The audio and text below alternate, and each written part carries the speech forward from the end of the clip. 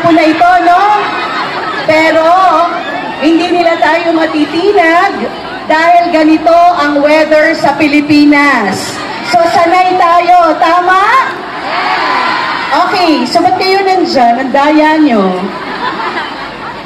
Ako lang yung punta ka dyan. Parang ang dami kong iikutin. Pero bago ang lahat, gusto ko munang i-congratulate ang ating today is our anniversary para sa lahat ng migrant workers. So this is a Migrant Workers Day. Palakpakan ng mga sarili, mga minamahal kong kababayan. Thank you. Kanina doon ako dumaan. So nandun lahat. Na-shock sila, tapos feeling nila nasa bulsa ko si Daniel. Yeah! Sana pwede, no? Binubulsa ko lang. Okay, nasa Marawi sila ngayon, nagsushooting sila ng Incognito. Kung sino'y nakakapanood, sa Netflix po yan. Para muna sa lahat ng kaalaman, tayo po ay nandito dahil tayo ay isa sa mga pinadalang makikipaghatid balita para sa ating bagong global center, OFW Center, na meron tayong tinayo dito sa Hong Kong. Kaya pagka meron kayong time, pwede kayong pumunta doon anytime. Okay? Nang hindi tayo laging nandito at nakabilad.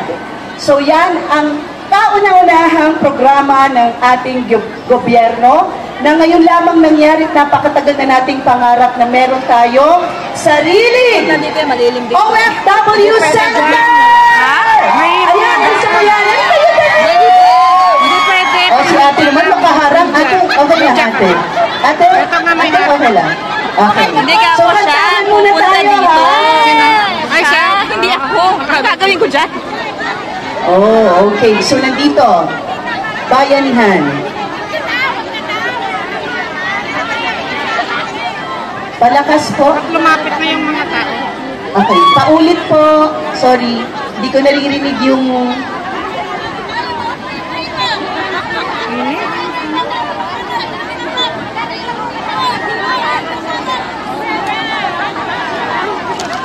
Okay, play please. Pwedeng makisabay ang mga gustong mahilig kumanta. Ganda mo, Miss Carla! Ganda. Ganda mo po! Isip mo litong-lito sa mga panahon nais mong malino. Bakit bang bumabalakid yung mundong ginagalawan? Buhay ay sadyang ganyan, sumiranin, di mapigilan. Itanim mo lang sa iyong puso.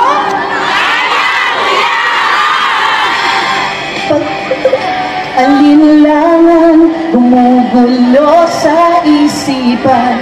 Mga pagsubok lamang yan, huwag mong itigil ang laban. Huwag mong isuko at iyong labanan. Isipin ikaw lamang ay may madilim na kapalaran. Kay hindi tatalikuran ang ating Ama na siyang lumikha. Hindi lang ikaw ang nagdurusa, hindi lang ikaw ang lumuluha. Pasakit mo ay katapusan.